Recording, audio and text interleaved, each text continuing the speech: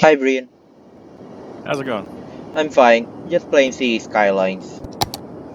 Uh, yeah, I wrote a new rule book. The Rugby World Cup's on, so yeah. For the British Commonwealth Navies, that means problems. Oh, God. Drunken shenanigans or. Well, they're basically it's the fact that you think rugby tackles being done while on sortie against allies because the game's on and they're on the opposing match sides. So there you go. Also trying to set up an impromptu game so they can basically beat up on the Abyssals, which is pretty much some more, which is saying you don't need an excuse to do so. You don't need an excuse. And then the fact the entire British Commonwealth naval force is banned from going to said World Cup. Okay. Yeah, so it's like, nope, you guys ain't going. Because especially the Australians and New Zealanders, uh-oh. Let me guess, they almost started World War III by complete accident? No, more like the fact they'll start. Well, the funny thing about rugby fans is they're not as brawly as the normal football fans. They're a little more community oriented. It's just the fact they'll try to start up an actual game. In the middle of. Or the fact in the middle of a sortie. You know, they decide, we're bored, this is boring, we're pretty coming. Hey, let's set up a rugby pitch here, and they'll start playing. And the Abyssals don't know what's going on. Suddenly they finally find themselves holding on to a rugby ball, and suddenly they're getting pummeled. By New Zealand freaking Corvettes wearing all blacks gear. I could hear the following rule. Please stop doing it. The Abyssals are filing an official complaint to the Red Cross. Actually, our rules say they're not allowed to do it because you don't need excuse to do so. You don't need it. You want to beat them up some more? Go ahead. We're not going to stop you. We're not going to stop you. Just go ahead. But just don't play rugby while you're at it, will you? And no, you're not going to the World Cup because then the problem we're going to have is we're not going to have any ships at all because they're all going to the World Cup. They're leaving. Oh God. It'll be that weird incident. I don't remember. It's Indonesia something. I don't remember. It was during the Ramadan season, and I was like being new to the force, being a soldier and all, and I was like suddenly given this slip because as a reservist I'm not supposed to be deployed, and suddenly I was given this piece of paper saying I've been deployed to help in security matters. I was like, but isn't this for the active soldiers? And the lieutenant suddenly looked sheepish and he said, well, bureaucracy aside, I think someone accidentally sent them all to holiday.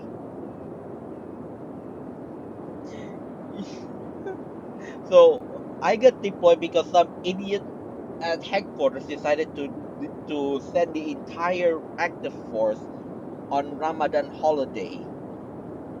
Oops. And let me tell you, we look awkward as hell. Because supporting law enforcement missions, you technically don't need to bring your rifles or anything. Just you need to support law enforcement, not the enforcement part. Probably supporting operations and anything. Well, let's just say the police captain was so confused on why we brought our rifles.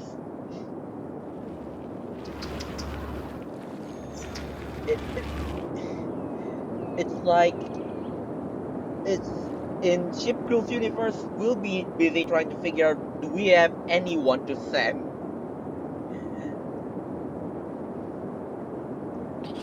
Yeah, that's why they're kind of saying, no, you're not allowed to go. You're not allowed to do this because we're in the middle of a war, people.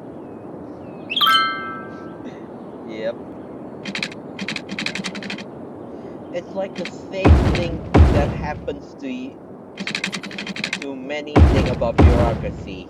You need to find out about it before it happens, or you'll be found trying to clean up a mess that you didn't want to. Yeah. Okay, where do I want to put this? Awesome, the spot. Ooh, yeah, here. The thing about rugby I don't understand is, why does rugby look uh harsher, but they don't have safety gear? That's the only thing I always question. Uh, Most of it is due to practice and how they tackle. Unlike in, like American. say, American football, where you see them do literally line themselves up and launch themselves in the air at somebody. Rugby, that is illegal. You're not allowed to horse tackle. You're not allowed to do any tackle above the chest region. You're not allowed to do that. And when they're doing straight arm, their straight arm has to come out prior to contact. So in other words, the guy's coming up, he sees the guy, he puts his arm out, and it's like you're guiding the guy away. You're not trying to knock him over. You're just guiding him away from you. You're pushing him away. It's more of a push.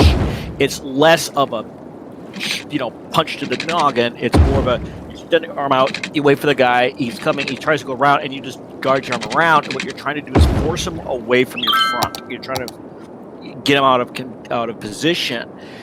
And the other thing is that when you tackle, most guys, if they're smaller, would literally take a hit from the bigger guy, wrap his arms around, and fall down. If you're going down anyways, you just hold on to him, and he'll go down on top of you. So in a way, you're just stopping him, and it forces the guy to kind of, he has to get rid of the ball anyways. But he'll either start a ruck or a maul depending on the rule set. But I've played, the worst injuries usually come from the scrums, and that's due to the hookers hitting each other with their cleats and cutting open their shins. Ah, standard injuries then.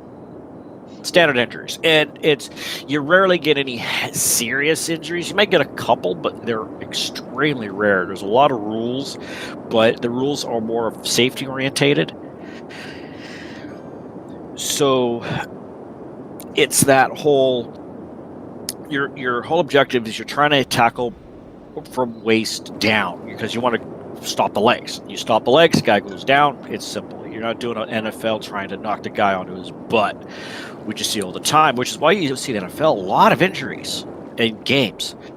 In rugby, I've rarely seen an injury like that. You might get a couple might see one or two in a tournament, but you're not going to see it, like one injury a game, or 2 injuries a game for each team. It's like you see that. That's why they have such massive. And also, unlike NFL, you have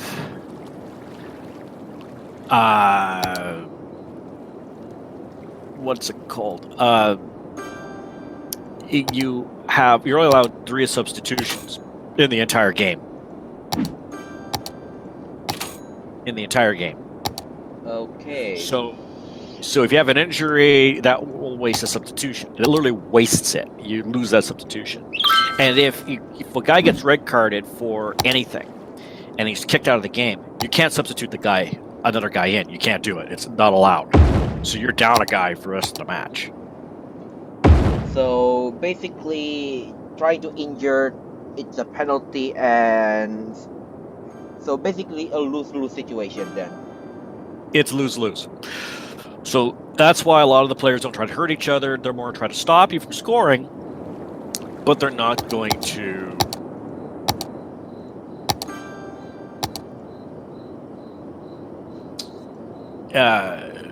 They're not going to Injure you. Stop. They're not going to injure you on purpose. They're more interested in trying to stop it. It's like that's why you see very little anger going on, because there's a lot of violence on the field, but at the same time the fans are, it looks violent on the field, but so it gets the fans all nicely, hopped up, hyped. The bloodlust is kind of sated. Then when the match is over, everybody goes to the pub and has a drink. So basically British. It's very British. After pummeling each other in football, by kicking the balls into each other by complete accident, as some would quote, because they won't admit that they aim for the body, not so the other player won't get the penalty. Well, here's the fun part. I here's a quote. Yeah. This is an actual real live one, and it goes: "Football is a gentleman's sport played by hooligans, and is watched by hooligans, whereas rugby is a hooligan sport played by gentlemen." Oh my god, who quoted that? Seriously. A British footballer. So he basically said everyone who watch football is a hooligan, but between watching a match between hooligans, rugby is it's a hooligan watching gentlemen playing stage sport. And it's a hooligans game because what it was the fact that rugby was played mostly by lower rank. So the thing about football and rugby, they are very simple sports to get involved in. There's very little equipment. You just need a ball. Makes sense. Just a ball, a large enough field, and basically markers for where, and for rugby you need something to kick the ball through, the uprights to kick it through. And that's all you need. And, so you're not going to need any real heavy equipment. Whereas you look at things like hockey, it costs a lot of money to play because of the fact you have to have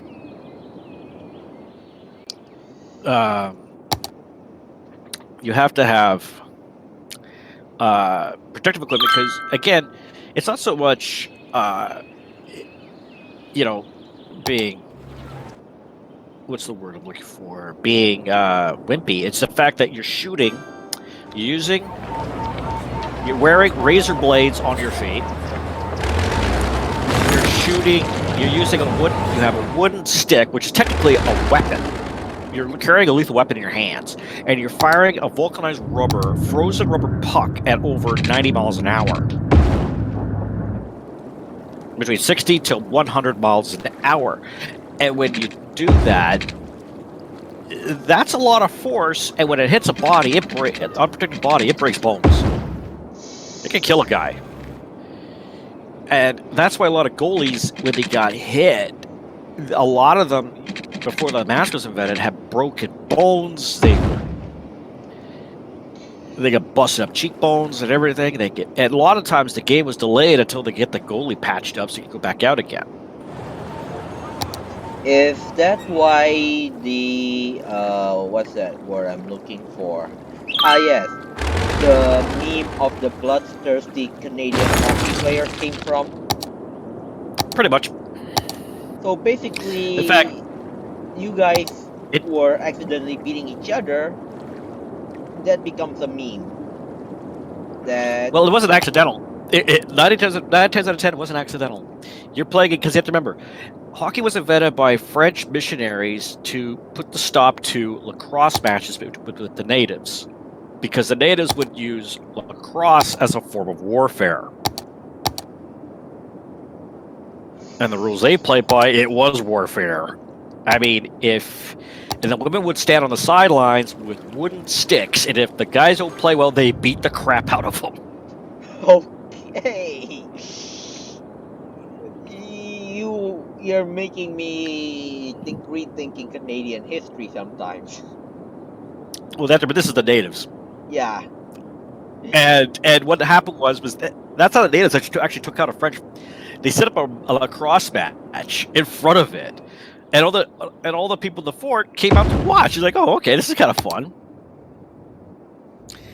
And you're watching away, and they're watching away the lacrosse game. And as soon as it got to a certain point, there was a signal went up, and next thing you know, the men stopped playing lacrosse, picked up muskets, and opened fire on the French.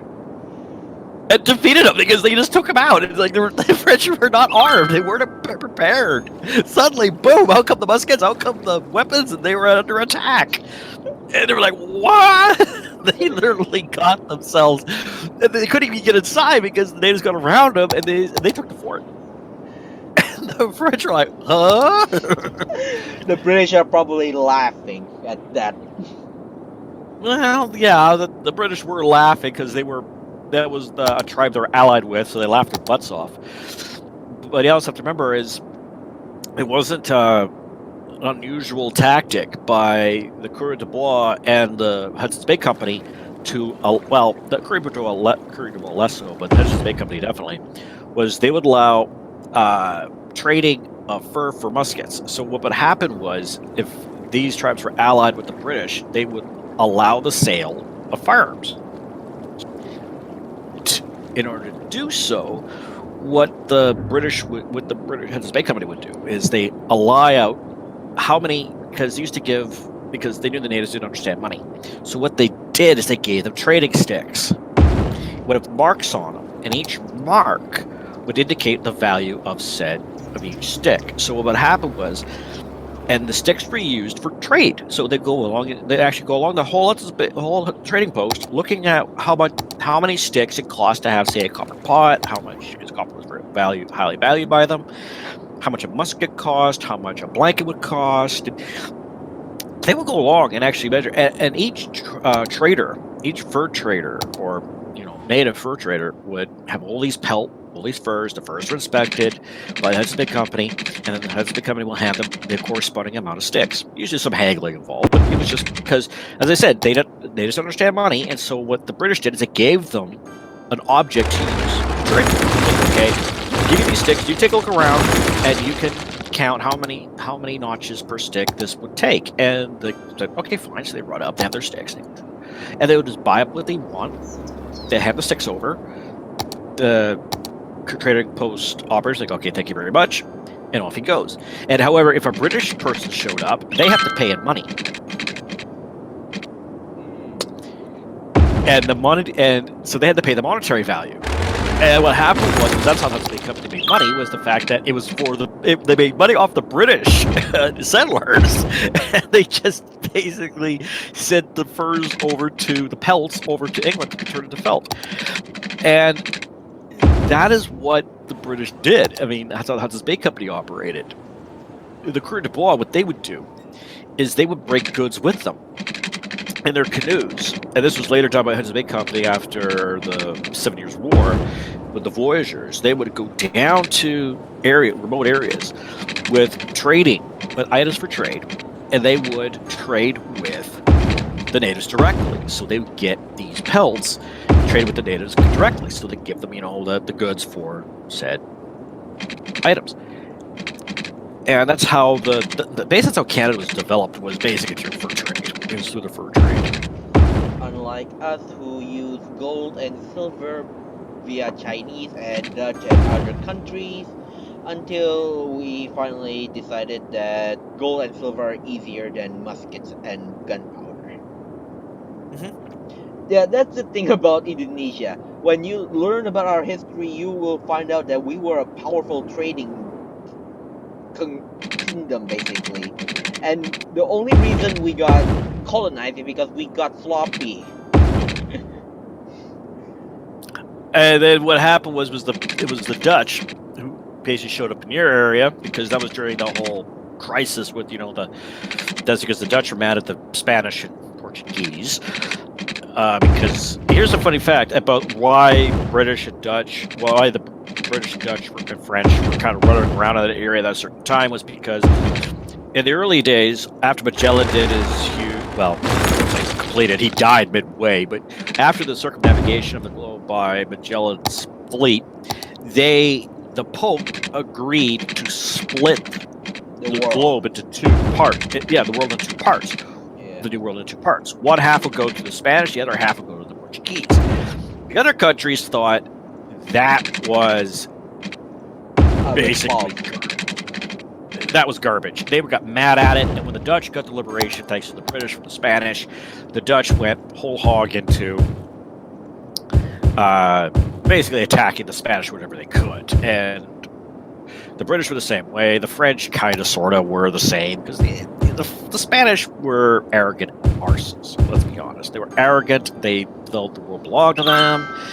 Yes, they had an armada. They had for a long time. They had a pretty powerful navy, but I might but with the British, I might dispute that because the Spanish built forts in Indonesia. They lost 10 of them to 3 different kingdoms, all weaker than them. oh yeah, that's normal. But I'm talking about size, not capability. I'm talking size, Yep. and because the Spanish Armada got destroyed by a smaller British force in the Channel, then promptly got destroyed by a storm. Tried to escape. So there you go, right? So I would call the Spanish the best at being a naval power. They just seem to have a lot of ships. The So British and basically, Dutch, they're the Russians of the ocean. they became that way. They were pretty good when they had an advantage, but when they didn't have an advantage, they usually didn't go that way at all. They usually got destroyed by the Dutch or British. It's like, hi, how's it going? Boom. Oh god. No wonder we kept kicking the Spanish out every time they decided to try to screw us over. We probably thought the Dutch were the same. Yeah, but unfortunately, the Dutch were experienced in fighting in that kind of warfare because, guess what they were using? Guess what they were doing? The same tactics on the Spanish. So that was this comedy. Yeah, All around. yeah. Here's the thing I like to point out to other people and historians that tend to misconceive about Indonesia. The thing is, even before the Dutch came, we already had muskets from China. So those old musket thingies. The problem is we never maintained them correctly. The only few kingdoms that maintained them correctly, it's Yogyakarta. Until now, they're still a kingdom because basically there was more enough on how to do their duties and how to maintain their independence against the Dutch. Except Bali. Bali, it's kind of like Gibraltar and Malta mixed together. You invade it, you be fighting a native that is basically something the British would know how to handle, would probably laugh at you if you ask for help. Mm-hmm. Yeah. The thing is, the first time we tried to kick the Dutch out from Batavia, back then was Jakarta, modern day Jakarta, we brought cannons and muskets. Only problem Mm-hmm. is, well, the Spanish never used trenches. That's the only problem. So Mm-hmm. when our army arrived there, the Dutch were in trenches waiting for us. So Yep. basically, our army never saw the enemy and when it got slaughtered. And it was a tactic that was done. And here's the fun part. And I actually sat down and you look at you look at how the British would fight in the colonial wars, and the Zulus gave them some problems until they figured out a tactic to handle them. And what they found out was the best way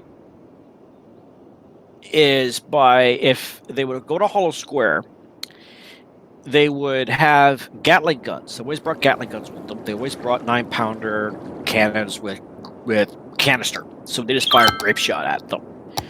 And when they arrived, and the British just fire and just used their Henry Martini rifles to basically just blap them as they got close. And they were getting gunned down by Gatling guns and by canister shot or grape shot, if you will. They were just blasting away.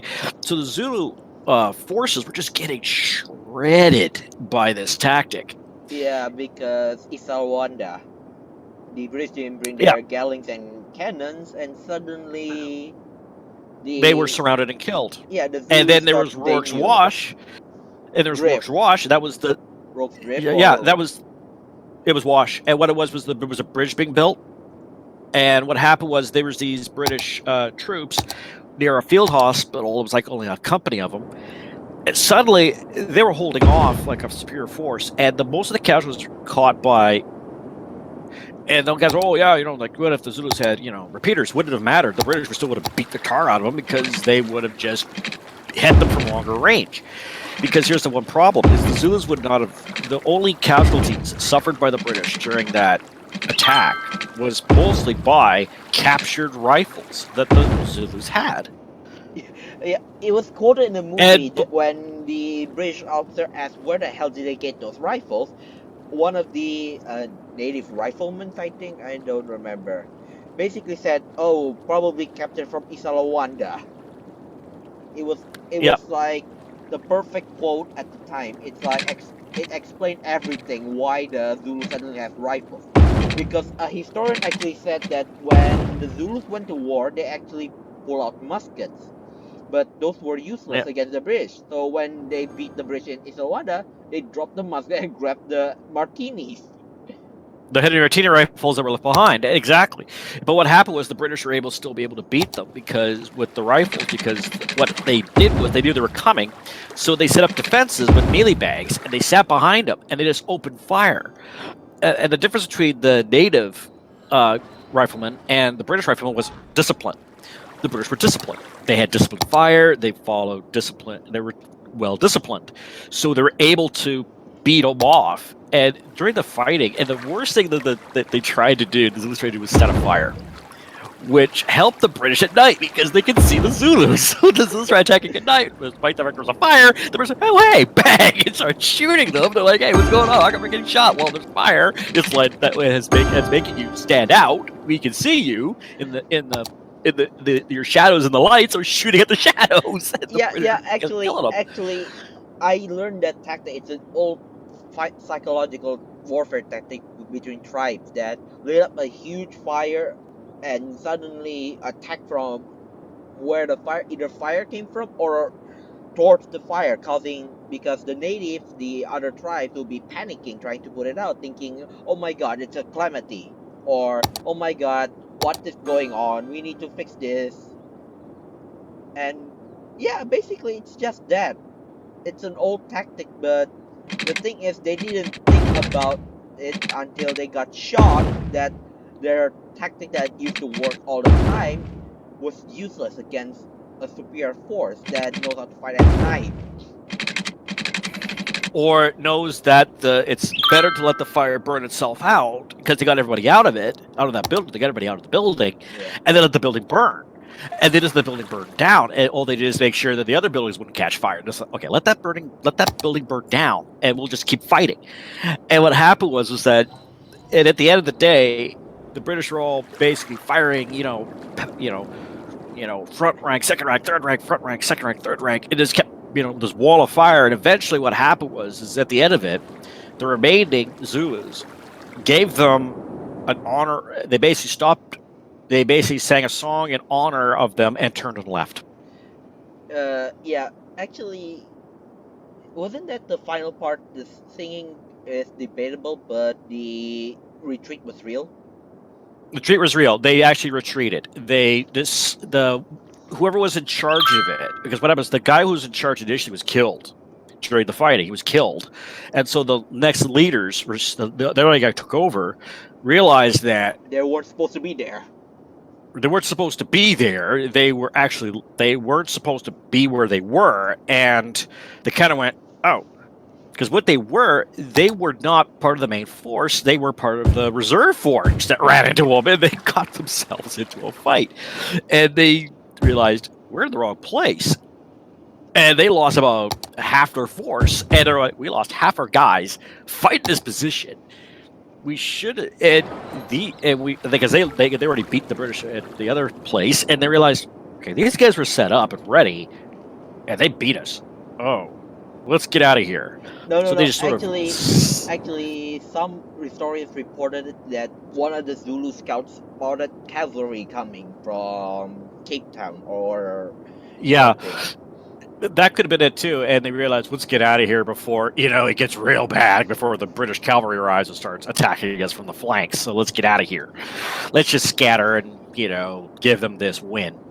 And then when they turned around, and the British casualties of that attack was not as bad as people thought it would be, but a few Victoria Crosses were handed out that day Yeah, from that battle. actually, there was an article that says works did for the war crime, but the problem is they don't understand that at the time, most of the wounded were so critical they couldn't be saved anymore. Yeah, It's better to be given a merciful death than being let them to suffer and hopefully live another day, which they could be crippled for life or die of infection, which is worse. It's like yeah, it's like the British were giving a mercy, and you're saying it's a war crime. You go back then, and you're gonna be told you're committing a war crime by letting this man suffer because yeah, yeah. Look, here's what people forget: is during that time frame in the 1800s, medical advancements was not like ours. Even World War II, they would, if a man was very critically wounded and they didn't have any supplies with them, and they were like no medical supplies, nothing, they just kill the guy because they know they can't get him back. I mean, overdose of sometimes morphine, right? In some cases. that's it, or give them morphine, and then what they do is they try to patch him as best they can. And if it's a real, that's why a lot of armies brought medical guys with them, because during a fight, the medical guy run up, stabilize them, and get them out of trouble. They would just light them up and work on them to basically triage them. Yep. They would triage them, and that was the thing. That scene in Saving Private Ryan, the guy was triaging the wounded during that Omaha Beach thing. He was being triaged the whole way. And they're working on a guy. Said, okay, we got him. Okay, he's gonna live. And then the guy got shot in the head. And it was just like, oh, yeah, You know, the guy got up and started yelling at the Germans for basically shooting them, but didn't realize that the German mentality at the time was stop them at all costs. Do not let them succeed. If they get inland, they're done. And it was basically what it was. And they're just spraying the area with gunfire, mortar fire, artillery, whatever they had on hand. Just like blast away. Yeah, actually, one of And, the soldiers said that he was horrified by what he did on Omaha, the German soldier. He said he was so yeah. horrified, but the only reason he did it is because he owed his uh, duty to his lieutenant there.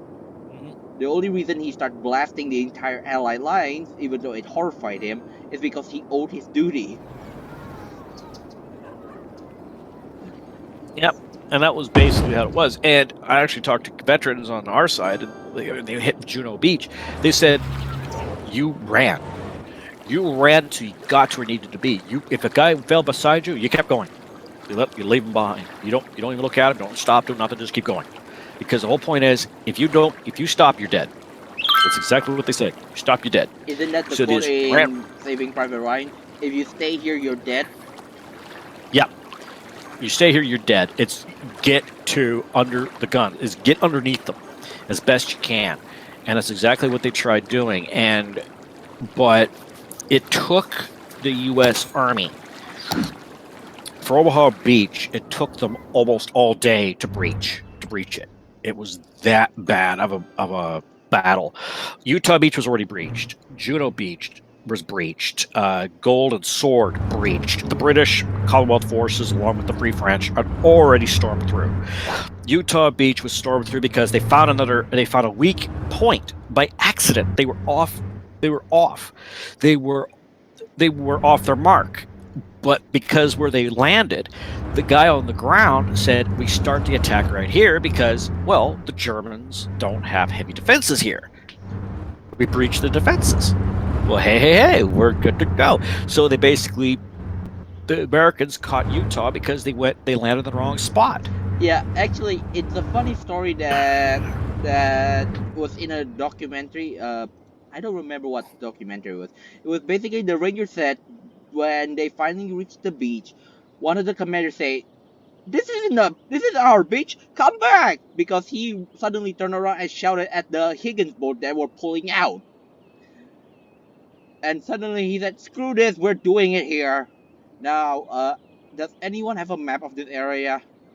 It was like that because Yeah, it was the hilarious one because basically this lieutenant in the middle of a machine hail of machine gun fire decided to stood up, run back to the water where the Higgins boat were already out at sea, pulling back to the troop ships, shouting, "Hey, you put us at the wrong beach." Only the boatman ignored him because basically, well, our job is just to ferry you guys. We're not bringing you back. Yeah, that was the attitude. It's like they're getting out of there because they're under fire. It's just, we're leaving. Bye. See you later. Yep, it was hilarious in the sense that because of that wrong beach, the lieutenant decided to screw it. Let's do it here because the boats ain't coming back. It was the it. But the thing was, the most famous quote actually came from the deputy commander of the division when he got there. He said, "We're starting right here." And because he showed up, he was on the first. He's one of the first guys on the beach. And when that lieutenant said, "Come back, come back," he said, "No, no, no. We're doing," because he reported in, "Hey, well, but we were on the wrong beach. I don't care. We're starting it here." And he basically stayed there, and he made sure that all the boats came to where they were because they took the area. They took it. So it's like, this is now a safe zone. Yeah, there's artillery coming down, but we don't have any machine guns anymore because we took those out. And the actual heavier defenses were facing the other way, and suddenly they were being rolled up from behind. And they were caught by surprise. And it was just that the division hit that zone. They managed to nip in. And the two divisions that hit Omaha was the 29th and the 1st. And they were decimated. They were just punched up. And the even worse was the Rangers were supposed to take Pointe du Hoc, which was this where supposedly the Germans had their heavy artillery. They had to take it. Luckily for there was no guns. Yeah, the Germans found out about the paratroopers. Were afraid that the paratroopers were the ones hunting the guns, not the Rangers. No. You don't understand. Pointe du Hoc was a hit. The Rangers took heavy casualties fighting the Germans there. But when they got to these casemates, where these bunkers where the Germans supposedly had these guns, they weren't even installed. There was no guns. Weren't they? So they hit. They were further back. Yeah, no. The Rangers had to look for them. Yeah. Oh wait. Wasn't the gun? Wasn't the gun hidden inside a barn for some reason? Nope. They're out in the open fields. Oh. They were just 500. They were a half mile away. So the Rangers had to fight their way a half mile inland just to knock them out. And they had thermite. They had special thermite grenades to basically spike the guns. What they do is they throw the thermite in, close them up, and then they pop it, and the thermite will just basically melt the breach. They didn't want the gun explode because there was a round in the breach for some reason. Nope. All they wanted to do was just make sure the guns could not be used again. In case they got pushed back, they wanted the guns completely out. And with the 101st Airborne, they hit those 105s. They used improvised explosives. They threw them down the barrel to basically blast the barrel open, basically split the barrel. So they tossed it in, and it was 2 companies that hit. They were basically quarter strength if you kill them that. There was Easy Company and Dog Company, and they were like quarter strength. They just had barely anybody, and they basically managed to knock out the guns. And apparently, Easy Company took out 3, the Dog took out 1. And it was just 2 lieutenants leading the charge because they're the only guys who were on the ground. Because the Easy Company lost their company commander because his plane was shot down en route. He got knocked out. And you look at the casualty list for the 101st Airborne the airborne crews lost 50% of their forces landing that day. 50% of their guys were killed due to on D-Day. That was when they lost most of their guys, was that day. You just all the planes getting knocked down and glider guys trying to hit the ground, then getting poured up. And the British Airborne guys managed to. I mean, everybody was doing their thing, and there was actually a funny scene on Longest Day, whereas the British because of mist drops, landed in the headquarters of the German Army, the Fifth Army commander, and watched them get attacked, and it was like, the British famous scene was the British officers. I'm so sorry, old boy. We seem to have missed our mark, and they're just staring at him, going, "Okay, I guess this isn't a raid." And the guys in charge of the whole sector is trying to get all his commanders had left to take part of the war games, and there's only one general remaining, and he basically knew and his game plan was he was going to attack Normandy. He thought this is in bad weather, this is perfect. They won't be expecting it. And then when the Allies did it, at the end he sort of looked at the map and he smiled, shook his head. He goes, "Yep." He goes, "Good on you, mates. I knew that was what you're gonna do." So he just walked away and he said, "Yep, we got it wrong. And boy, did we get it wrong." And the funny thing is, the British knew that they would be facing the German armor right at the get-go. They knew. The U.S. forces had no German armor to worry about for a few weeks. Yeah, actually, the funny thing is that the Americans weren't ready for the Bacoach. Is it Bacoach or is it the hedgerows? The Bocage. Yeah, the Bacoach. The Bocage. Yeah, the Bocage hedgerows. The Bocage hedgerows frustrated all sides. Even the Germans got frustrated with them because some of their tanks, they didn't like it because the tanks couldn't see over the hedgerows, but the Shermans could see over the hedgerows, so they could see. So the Shermans would come into a hedgerow, open fire, and shoot the Germans inside. Well, the German tanks could not get around. To make it even worse, the long-barreled 75 and 88s had a hard time maneuvering in that country because and they said the Sherman was perfect because its gun barrel was so short. It could actually, turn the turret and shoot us. And the ranges at those knife fighting range, we're talking like, close range, which is why and the reason why Whitman got his record against the British was because the British 7th Armored acted like a bunch of morons. They were in parade. They were in a parade formation. They weren't in a battle formation. Actually, they weren't. Squire once quoted that because technically he said this would happen because it was shown in Band of Brothers that the British decided that when they are fighting the war, they won't destroy anything around them. So, like you said, parade instead of war formation, they were parading around. And what happened was the fact that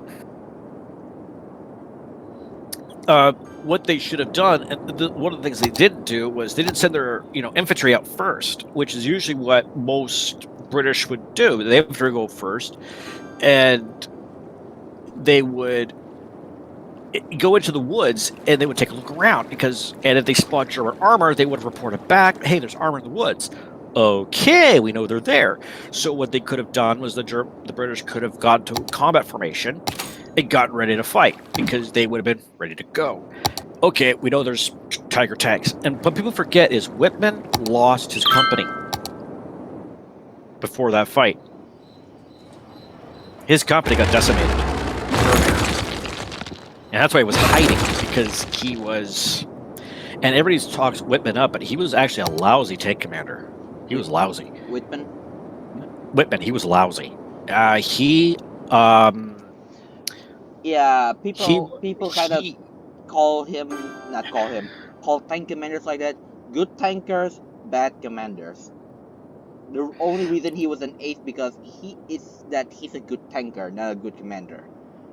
Well, what happened also to remember is that he started his life out as a Sturmgeschütz commander.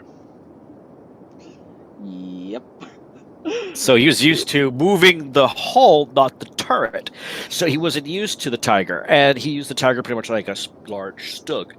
And he had a hatred of anti-tank guns. He would hunt them down to the detriment of everything else. So if they were hitting anti-tank guns, shooting at him, he would turn around and try to hunt them down. Basically, if someone fired a tank destroyer at him, he would turn around, chase the bloody thing all around the countryside. Pretty much. And that's what he would do. And unfortunately, he wouldn't know their existence until one of his own one of the tanks' command would come up And he goes, oh, and a tank gun. It'll turn around and go after it. And meanwhile, his other commanders like, oh, okay, so they turn, not realizing there's a tank force in front of them, and the tank force will go, oh, okay. And they Easy would say, hey, we target. got side shots. We have side shots. And so they take side shots at him. After them take out half the command, and meanwhile he chases. And meanwhile, if the anti-tank guns are towed, and they see him coming, they just hook up, boogie out, and they'll just boogie away, and they'll set up a shop somewhere else. And he was taken out, and there's a debate on what took him down. Sure, There's a bit of action. some say it's a Firefly because it was higher and might be ignored because it was more focused on anti-tank. We might not be looking for a tank that was around the corner. There were two. You see, what happened was they were getting out of the region because what happened was the second SS was overrun. They were escaping. They were getting out of the region. Yeah. And what happened was there was a troop of Fireflies on the high ground started shooting at his remaining troop. They were shooting at him, and they already took 2 out. And what happened was he was taken out. But however, there was a Canadian armored troop nearby, and they think what happened was a Canadian Sherman fired through a hole, a break in the wall, and hit Whitman's tank in the rear at close range, and they think that's what took him down. Was that because his tank went up pretty violently? 17 pounders are not. Yeah, and what happened? Here's the thing: a Sherman, the Sherman, the best Sherman 75 round had high explosive capability, because that was the most common round, and it was a good armor penetration. But the 17 pounder was a straight up solid shot. Most of the time, they were solid shot. They weren't explosive. They were solid. So the ones getting knocked out were basically having crew takeouts, which is they hit the side. Sometimes the ammunition would cook up, but most times the crew would get basically. Yeah, I learned torn that up. in War Thunder that solid shot isn't good for taking out tanks that quick. One shot, keep going. Don't wait him to heal. Because when I first started playing War Thunder, I always threw out the one with the explosive heads for the solid shot, and I found out that yeah, it wasn't that good. No, and what happened was that the best Sherman anti-tank and armor-piercing round had an explosive filler, because it was a copy of the German 75. Granada. Yeah, Panzergranate, and it was the one that was used in the Panzer Mark IV F2s, which was basically all the British did. They took that shell out, put it in the US one, and there we go. That's what they did. They managed to fit it, and they managed to put it in the casing, and they found out that it was a very good anti-tank round, and so they copied it for the 75. And what happened was the 75 had that nice high explosive armor-piercing round, and so they think that's what happened, was he got hit by this round, which had an explosive filler, which detonated and took out, because they said his turret, the Michael's turret, popped. It just popped off. So they went, whoa, okay, someone got the ammo. And it was always thought, oh, the 17 pounder did it, because they were up top and they're shooting down at him. And they thought, oh, he did it. But then when a Canadian crew came around and said, hey, by the way, we took out a Tiger. Where? Over there. Wait. But there was a troop of Fireflies shooting him too. Oh, that's why they were distracted. No, well, we got it. And they go, what range were we at? 500 meters, which is, for the 75, it was at point blank range, and practically point blank, so it could go right through the side of a Tiger. It went boom. Ah, we got you, and the Tiger would blew up. And I'm like, okay.